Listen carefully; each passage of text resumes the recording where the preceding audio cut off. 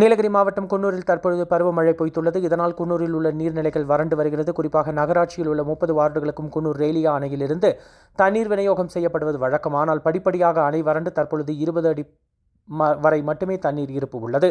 இதனால் நகராட்சியில் குடிநீர் விநியோகம் வழங்குவதில் சிக்கல் ஏற்பட்டுள்ளது. இந்த நிலையில் இன்று நடைபெற்ற நகராட்சி மாதாந்திர கூட்டத்தில் கவுன்சிலர்கள் தண்ணீர் பஞ்சத்திற்கு நகராட்சி ஆணையாளர் எந்தவித நடவடிக்கையும் எடுக்கவில்லை என்று குற்றம் சாட்டினர்.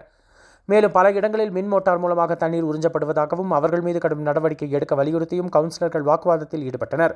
இதனால் நகராட்சியில் பரபரப்பு ஏற்பட்டது.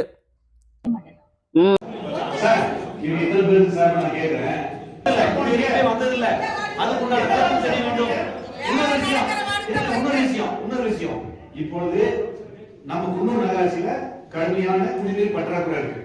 நமக்கு இருக்கிற ஒரே ஆதாரம் ரேலி ஆணை. ஆய்வு செஞ்சீங்களா? எத்தனை அடி இருக்கு? குடிநீர் பிரச்சனைக்கு நீங்க என்ன ஸ்டெப் எடுத்திருக்கீங்க? குடிநீர் பிரச்சனைக்கும் குன்னூர் பகுதியில பரவலா கொசு வந்துட்டு இருக்குல்ல, அதை தடுக்கிறதுக்கு ஏதாவது முயற்சி எடுத்திருக்கீங்களா?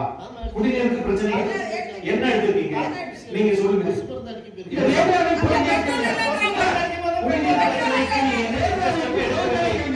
ஏன் இந்த வந்து யாருக்குமே வேலை போடல? அதை சொல்லுங்க. 30 வாட்டி யாருக்கு வேலை போடல?